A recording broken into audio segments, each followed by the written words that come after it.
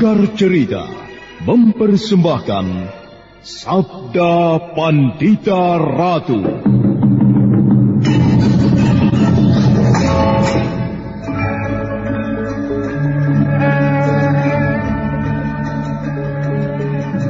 Bagaimana, Paman? Salahkah dugaanku? Jangan kau asal tuduh bocah kecil. Apa dasarmu mengatakan aku seorang perampok? Pakaianmu sangat bagus. Kelihatannya terbuat dari lurik yang dikerjakan dengan teliti. Kemudian batiknya juga bagus. Kau juga menggunakan sebuah timang yang pasti terbuat dari emas. Aku yakin tidak masuk akal jika seorang petani kecil hanya dengan sepetak sawah bisa membeli benda semahal itu. Kecuali jika kau merampok.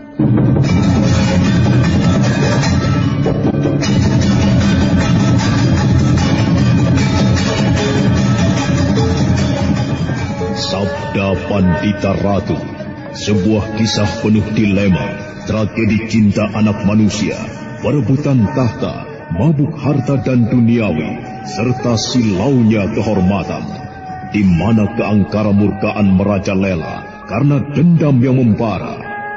Kisah ini berlatar belakang berdirinya Singasari. Ken Arok, dialah pemuda yang merekuk pahit getirnya kehidupan. Namun sebenarnya, dialah yang harus melaksanakan sabda-sabdanya.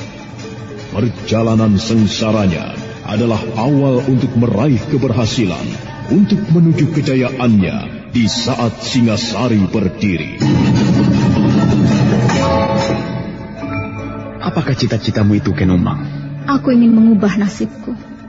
Aku bosan dengan kehidupanku selama ini yang terlunta-lunta, akrab dalam pelukan kemelaratan. Kadangkala aku berangan-angan, aku adalah seorang istri dari Patih.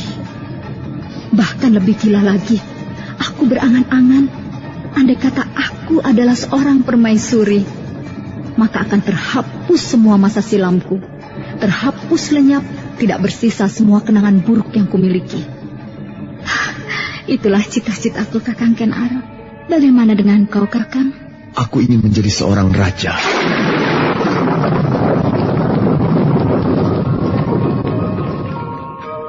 Sabda Pandita Ratu. Naskah ditulis oleh Pondra Swasti Langit, diolah oleh Agung Bahrodi, didukung oleh artis-artis terkemuka Ferry Fadli, Eli Ermawati, M. Abud, Ivone Rose, dan lain-lain. Teknik dan montase Ibing Arifin, dengan sutradara Dian Pertiwi. Sabda Pandita Ratu. Kali ini dalam episode ke-18 dengan judul Panembahan Dwipayana.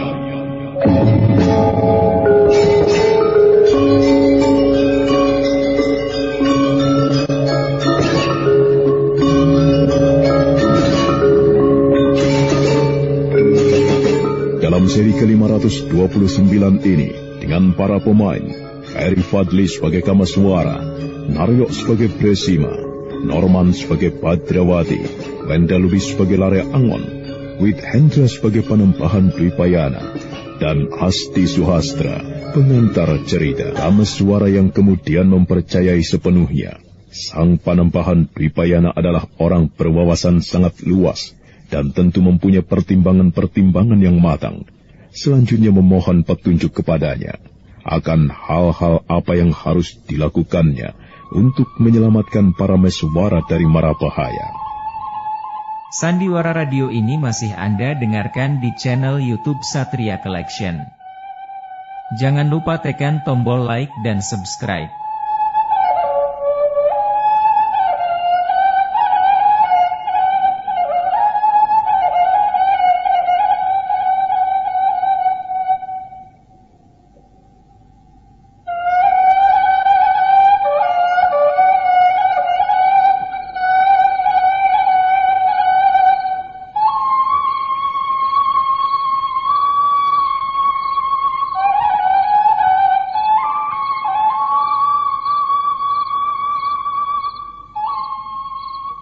Sang Panembahan, entah mengapa sedemikian berat beban yang selama ini aku pikul. Berkali-kali aku mengalami peristiwa-peristiwa yang serasa akan merontokkan jantung.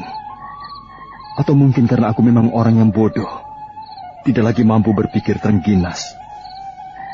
Oleh karena itu, Sang Panembahan, aku memohon petunjuk kepada Sang Panembahan. Apa yang harus aku lakukan untuk menolong anakku, Parameswara? Aku akan memberi petunjuk, anak mas.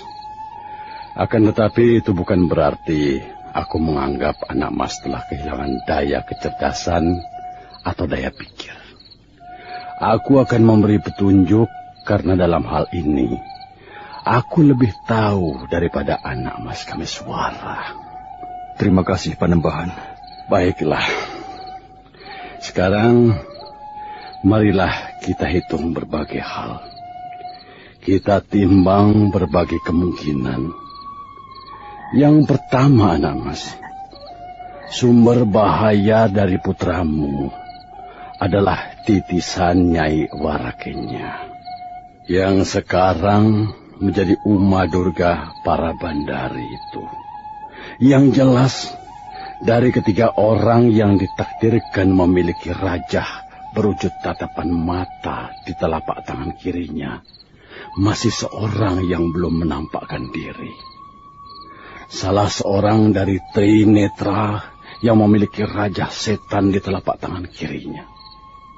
Dalam hal ini, kita semuanya bukan hanya anak Mas Kameswara, tetapi juga anak Mas Badrawati dan Lare Angon harus melebarkan telinga, menajamkan pandangan mata untuk mengetahui di mana orang ketiga itu berada. Kalau aku berhasil menemukan orang itu, apa yang harus aku lakukan, Panembahan? Angger Badrawati, jangan melakukan apa-apa. Aku bisa mengatakan, menghadapi orang yang memiliki ajian Condo Birowo seperti itu, ibarat Angger adalah seekor kijang menghadapi seekor singa. Angger bisa mengerti, bukan? Aku mengerti, Panembahan. Camkanlah itu, Angger Badrawati. Dan karenanya, gunakanlah perhitungan. Kuasailah diri. Jangan sampai Angger kehilangan kendali. Aku mengerti, Panembahan. Demikian juga dengan anak Mas Lare Angon. Aku mengerti, Panembahan. Nah, itu tadi adalah persoalan pihak lawan. Sekarang mari kita semuanya berbicara pihak kawan. Menurut pepesten yang telah menjadi suratan takdir itu, ada 5 orang yang memiliki rajah kalacakra yang harus melindungi Angger Parameswara dari mara bahaya. Sudah ada 3 orang yang aku ketahui, anak Mas Kameswara.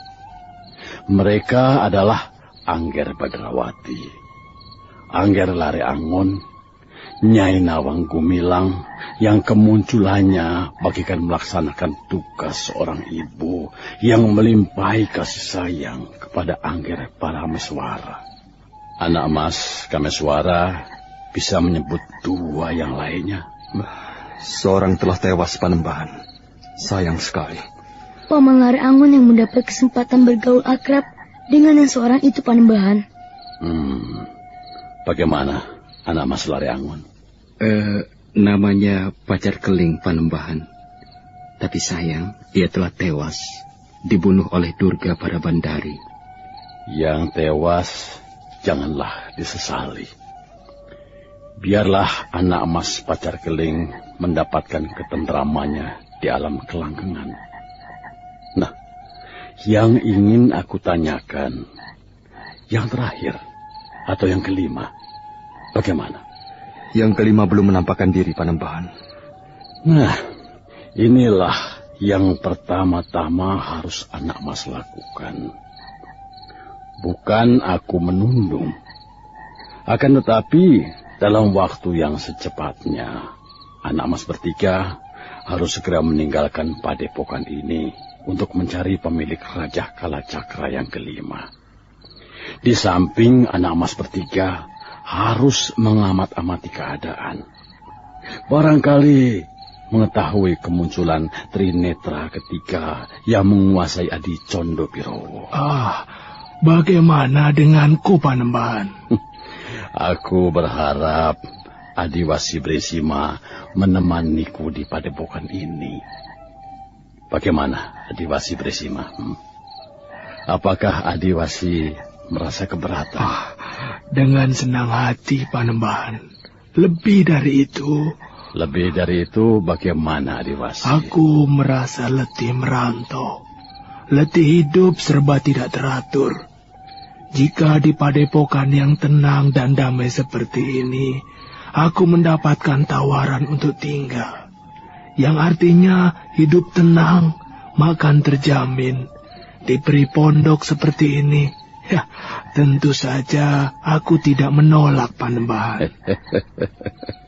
Adiwasi harus menjadi cantrik lebih dulu. Sendiko, Panembahan. Kelak, jika aku bertemu kembali dengan Kiai Bresima, mungkin aku akan pangling. Kenapa, Badrawati? Saat itu, mungkin Kiai sudah gemuk sekali. Tinggal menyembelih.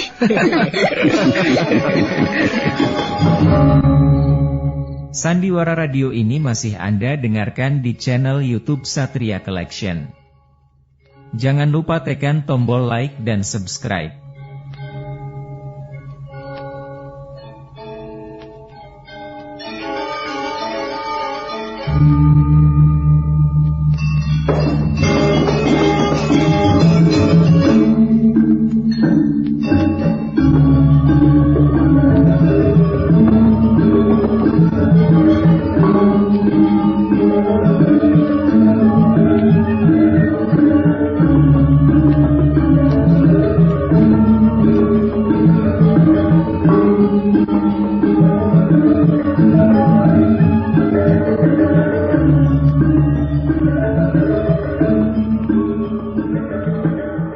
Dalam pertemuan yang sebenarnya membicarakan persoalan yang tidak sederhana itu, masih juga orang-orang itu sempat bercanda.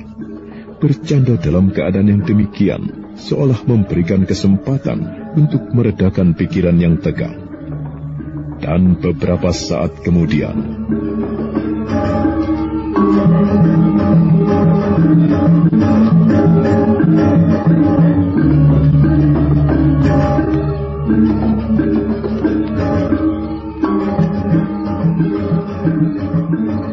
Sang Panembahan. Bagaimana, anak Mas Kameswara? Rasanya aku merasa sudah tidak sabar lagi untuk melaksanakan tugas Panembahan. Jangan tergesa-gesa, anak Mas. Maksudku, janganlah pergi malam ini. Besok adalah saat yang baik untuk berangkat. Karena besok bukanlah hari Taliwangke. Baiklah, Sang Panembahan. Jika demikian, apakah aku diperkenankan untuk menagih janji? Janji apa, anak Mas? Agar aku merasa yakin bahwa anakku di tempat ini benar-benar berada di dalam perlindungan yang aman. Aku memohon Panembahan bercerita tentang orang berjubah merah itu. Sebenarnya, aku harus menemui orang itu lebih dulu, anak Mas. Untuk bertanya, apakah ia keberatan atau tidak. Jika aku bercerita tentang dirinya itu kepada anak Mas sekalian. Jadi, bersabarlah anak Mas Kameswara.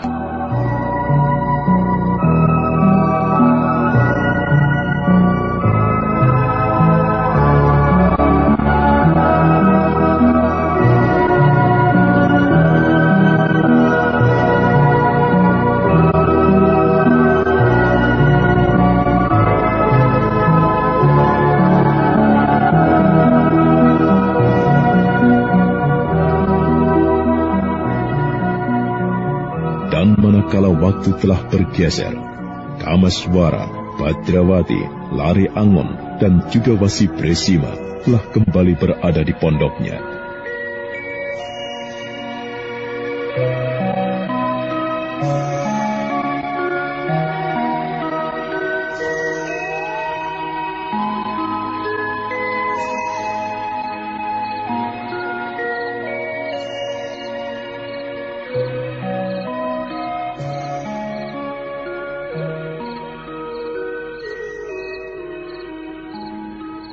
Paman Kameswara. Bagaimana Badrawati? Paman adalah satu-satunya orang di antara kita semuanya yang bisa menandai wujud dari Trinetra yang ketiga itu. Bagaimana wujudnya, Paman? Atau ciri-cirinya? Baiklah. Kebetulan kau mengingatkan aku, Badrawati. Orang ketiga yang memiliki Raja Trinetra di tangan kiri adalah seorang lelaki. Ia memiliki sebuah tembong besar di dagu sebelah kiri. Sebuah tembong? Iya. Tembong adalah tai lalat yang agak besar. Alisnya agak mencuat. Tubuhnya tidak seberapa besar. Kalau begitu, aku sebut saja orang itu si tembong yang memiliki condo birowo. Dan bagaimana dengan pemilik Raja Kalacakra yang kelima, Kameswara? Ia seorang lelaki pula. Usianya tidak terpaut jauh dari kita. Mungkin yang sangat mencolok sebagai ciri-cirinya adalah rambutnya yang telah memutih. Itulah pemilik Raja Kalacakra yang kelima. Baiklah. Sekarang apa yang kita lakukan untuk menunggu datangnya pagi? Aku merasa heran melihat sikap Panembahan yang nampaknya tenang-tenang saja dengan kemunculan orang bercaping itu. Marilah, kita semuanya keluar, kecuali Paman Wasi Bresima yang mungkin ingin beristirahat. Aku ikut. Kalau begitu marilah kita memecah diri menjadi dua. Aku akan bersama-sama dengan Paman Wasi Bresima, akan mengitari perbukitan di sebelah barat. Sedang Badrawati dan Lare Angon kelilingi sekitar padepokan ini dari sisi timur.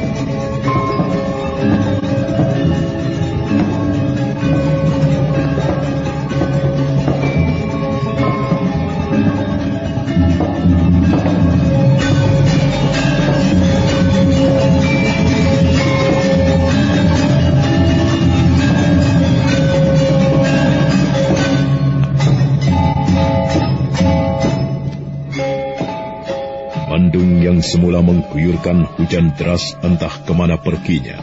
Namun ketika tengah malam telah terlampaui, langit semilak bersih dan bulan yang telah meninggalkan purnama dan tidak bulat sempurna lagi memanjat langit semakin tinggi. Suasana tenang dan damai. Tetapi Kameswara dan Wasi Bresima yang berada di dekat telaga di sebelah barat padepokan merasa kedamaian yang ada di padepokan itu adalah kedamaian semu, karena bahaya seolah mengintai dari berbagai arah.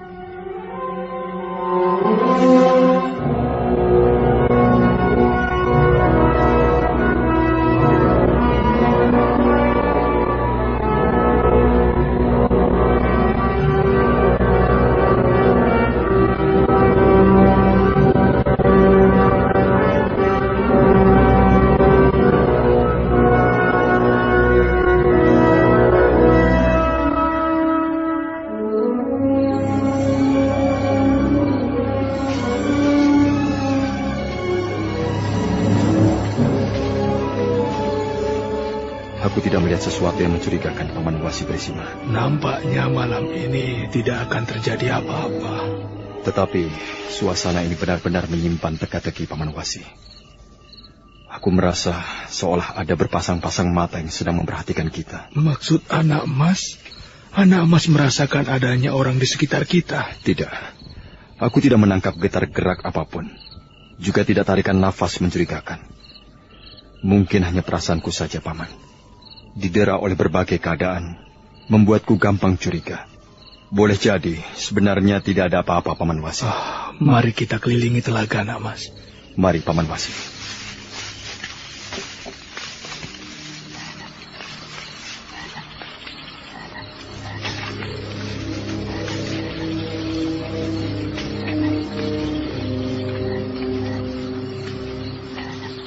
Dengan berjalan perlahan, Kameswara dan Wasi Bresima menelusuri tepian telaga sambil memperhatikan suasana dengan seksama. Sementara bulan terus bergerak memanjat, bahkan kemudian telah melewati titik pusatnya. Saat itu justru menjelang pagi.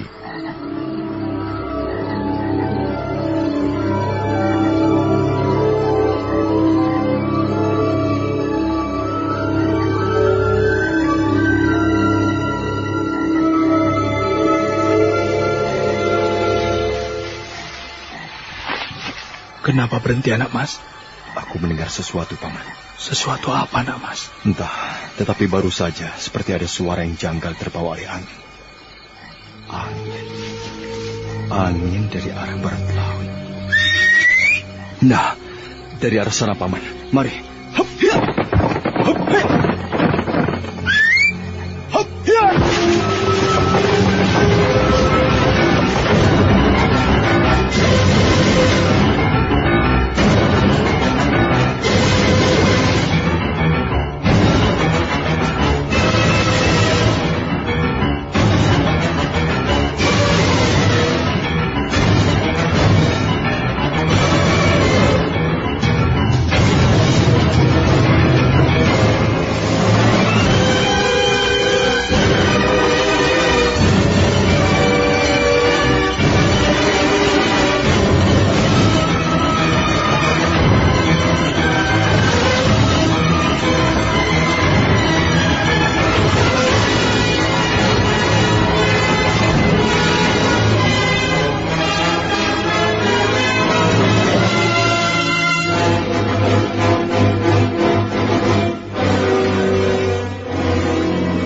Bagaikan anak panah yang lepas dari busur yang terentang hingga melengkung, Kamaswara melesat dengan cepat menuju ke arah barat laut, disusul Wasi Bresima yang kemudian agak ketinggalan jauh di belakangnya.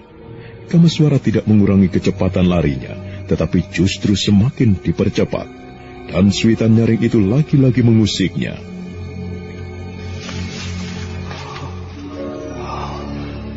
Orang bercaping, siapa dia? Dan apa yang ia lakukan di sini? Nampaknya ia memang menungguku.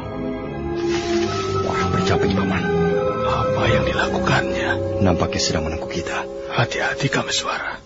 Hai, Kisanak bercaping. Siapa sebenarnya kau? Dan apa yang kau lakukan di tempat ini? Ia tidak mau menjawab, Paman. Ia hanya sekedar menoleh. Oh, ia melepas capingnya, Namas. Paman, awas!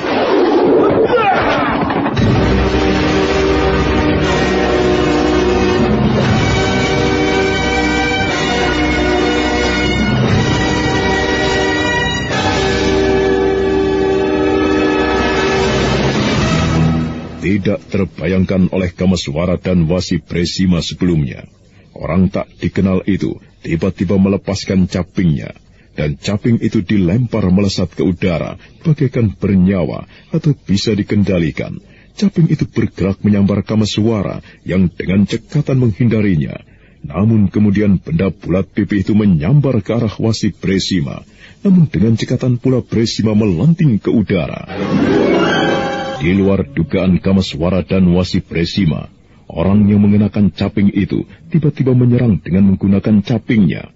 Caping yang bulat pipih itu bagaikan bernyawa, mengejar Kamaswara dan Bresima kemanapun dia menghindar. Sandiwara Radio ini masih Anda dengarkan di channel YouTube Satria Collection. Jangan lupa tekan tombol like dan subscribe.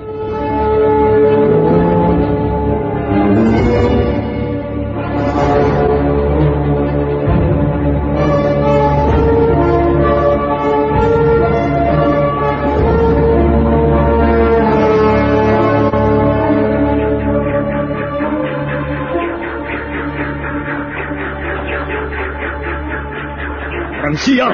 Hai! Ha! Aku pecah capingmu. Rasakan ini. Ya! Wah, sialan. Hei, Kisanak bercaping. Siapa kau? Dan mengapa kau menyerangku dengan curang seperti itu? Kamaswara menggeram karena jengkel diserang secara mendadak oleh orang bercaping itu. Namun kemudian Kamaswara merasa tidak boleh menganggap remeh orang itu. Terbukti serangannya terhadap caping itu dapat dihindari dengan mudah, seolah caping yang berputar itu bernyawa dan kemudian hinggap di kepala tuan pemiliknya. Kisanak, jangan hanya diam saja. Ayo jawablah pertanyaanku. Siapa kau? Dan mengapa kau berkeliaran di tempat ini? Ngedan, rupanya kau bisu dan tidak bisa berbicara. Apa perlu aku harus memaksamu untuk berbicara? Hah? Itukah yang kau kehendaki? Hei, jangan lari kau!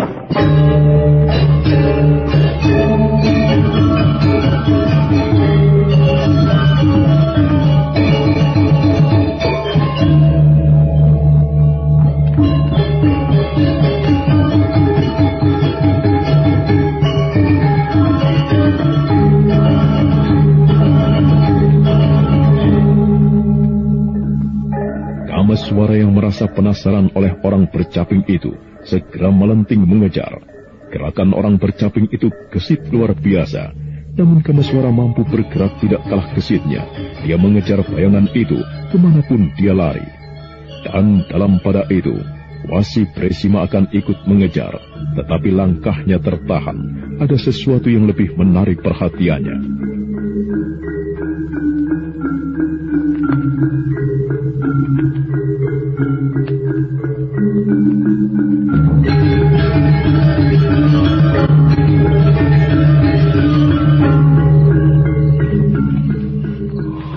Berjubah merah. Sang Wasi Bresima yang akan meloncat menyusul Kamaswara kemudian mengurungkan niatnya. Perhatiannya tertuju kepada orang berjubah merah yang dengan cara tiba-tiba telah berada tidak jauh dari tempat di mana dia berada. Orang berjubah merah itu kemudian malah melangkah mendekati Wasi Bresima. Selamat malam, Kisana Prabangkara. Siapakah kau? Mengapa kau berada di sini? Benarkah Kisana tidak tahu siapa aku? Aku bertanya karena aku belum tahu siapa kau. Ayo, jawablah. Dan jangan berbelit-belit. Siapa kau? Dan mengapa kau berada di sini?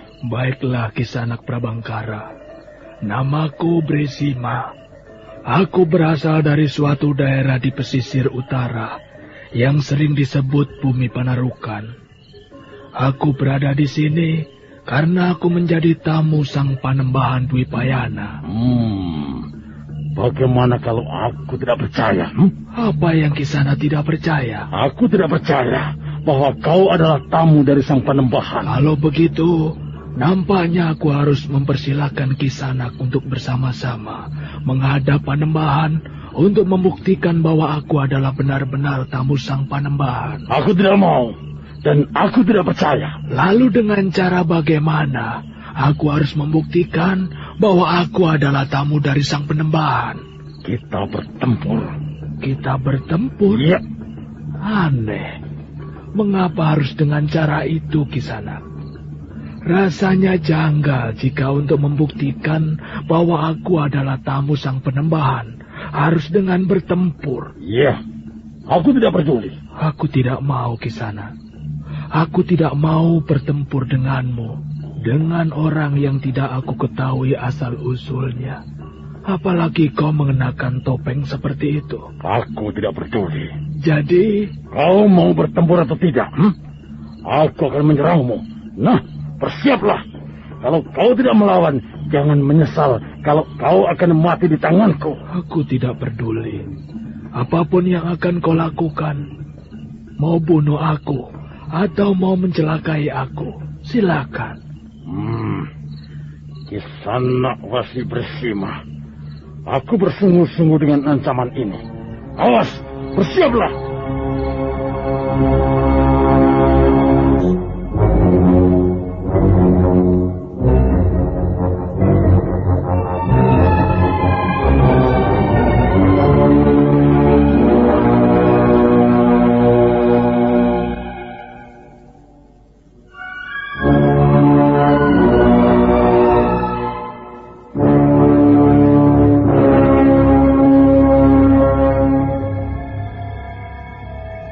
Berjubah merah dan mengenakan topeng jelek itu telah mengambil ancang-ancang siap menyerang Wasi Bresima.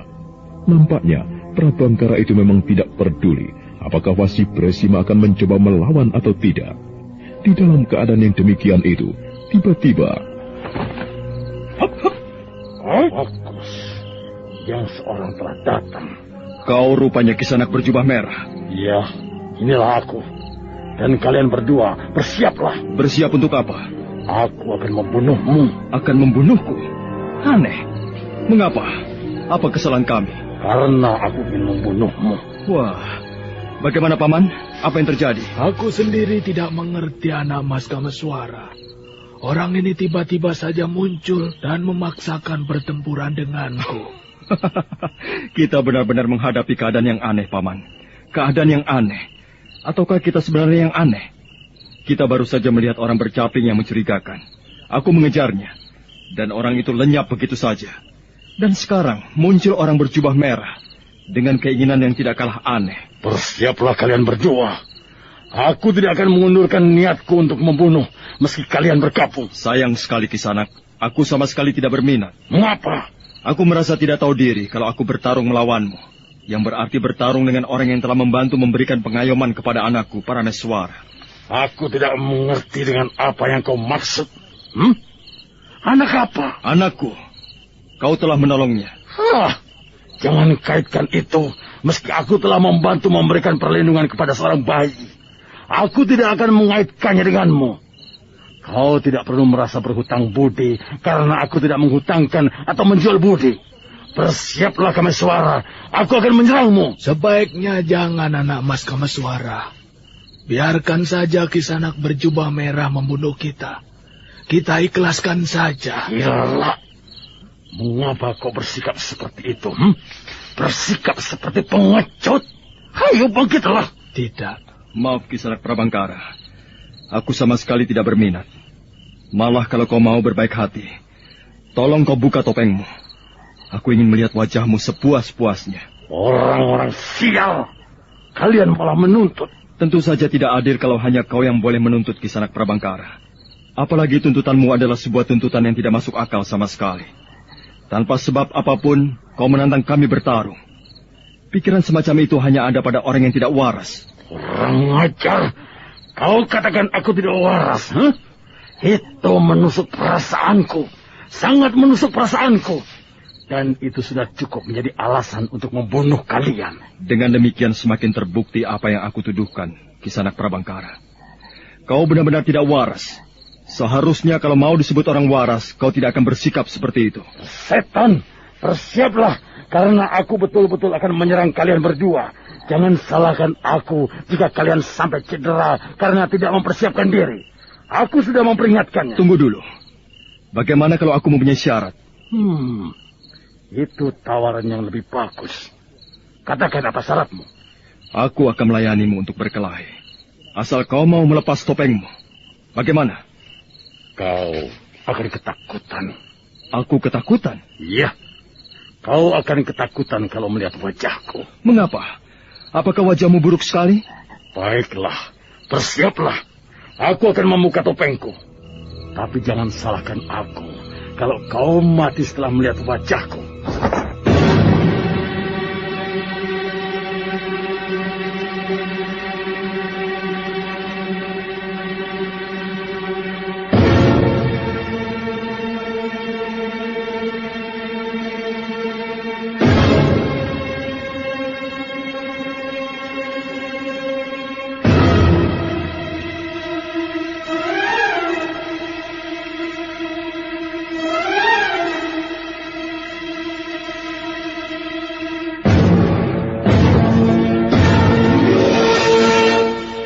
Bagaikan disengat kala jengking, Kameswara dan Wasi Bresima benar-benar terperanjat melihat wajah di balik topeng itu. Kameswara mengira dia akan melihat wajah Panembahan Dwipayana atau wajah yang lain, namun ternyata wajah itu adalah wajahnya sendiri. Wasi Bresima merasa melihat ada dua Kameswara yang berdiri di depannya. Kameswara yang seorang adalah Kameswara yang semula bersamanya. Sedangkan Kameswara yang lain adalah Kameswara yang berjubah merah. Di samping perbedaan pakaian yang digunakannya, Wasi Bresima juga melihat perbedaan suara yang dimiliki keduanya.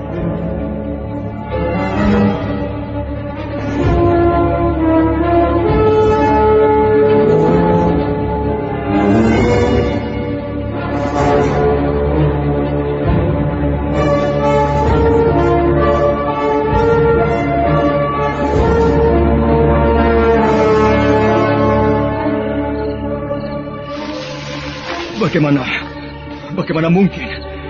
Bagaimana mungkin hal ini bisa terjadi? Kau... Aku bilang, kau telah merasakan biang dari segala biang rasa terkejut. Inilah aku. Kau telah melihatnya. Aku bukan Prabangkara. Aku adalah Kameswara. Gila, itu tidak mungkin. Mengapa tidak mungkin Kisana Kameswara? Lihatlah wajahku. Apakah kau masih akan meragukan siapa aku? Aku adalah Kameswara. Hanya satu Kameswara di dunia ini. Hanya ada satu. Itulah aku. Aku Kameswara yang sebenarnya. Akulah Kameswara. Kau Kameswara palsu. Aku Kameswara yang asli. Kau Kameswara yang palsu. Kau gila. Kau yang gila.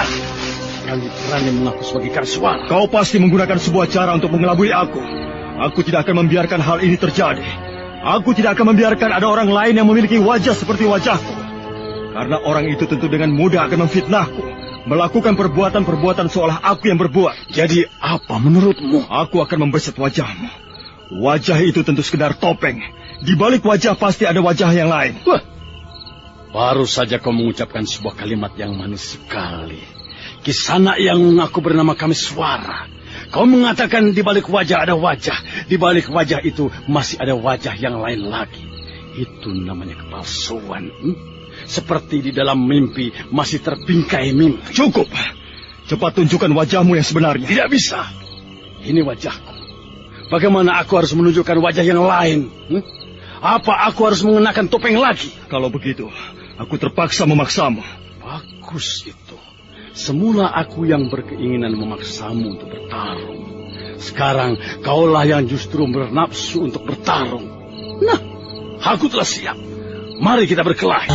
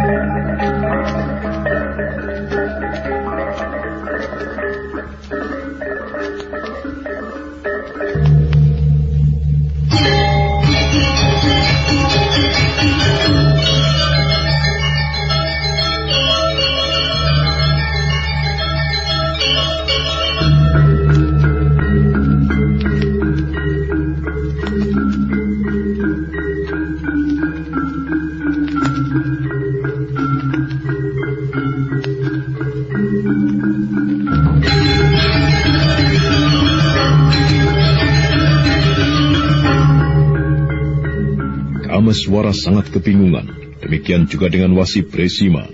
Kenyataan yang mereka hadapi adalah merupakan kenyataan yang paling tidak masuk akal. Perasaan Kameswara menjadi sangat goreh. Dia tidak tahu harus berbuat apa. Sementara Kameswara yang berjubah merah, yang semula menggunakan sebutan Prabangkara, nampak menyeringai.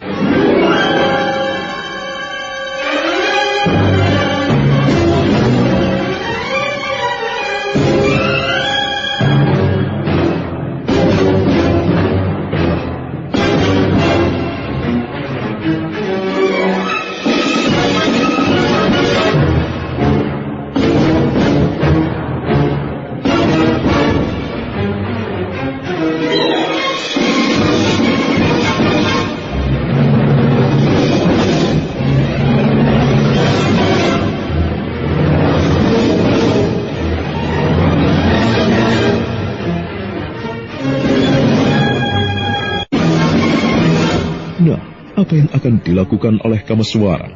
Siapa sebenarnya Kameswara yang berjubah merah itu? Saudara pendengar, untuk mengetahui jawabannya, ikutilah kelanjutan kisah ini dalam seri berikutnya. Sampai jumpa.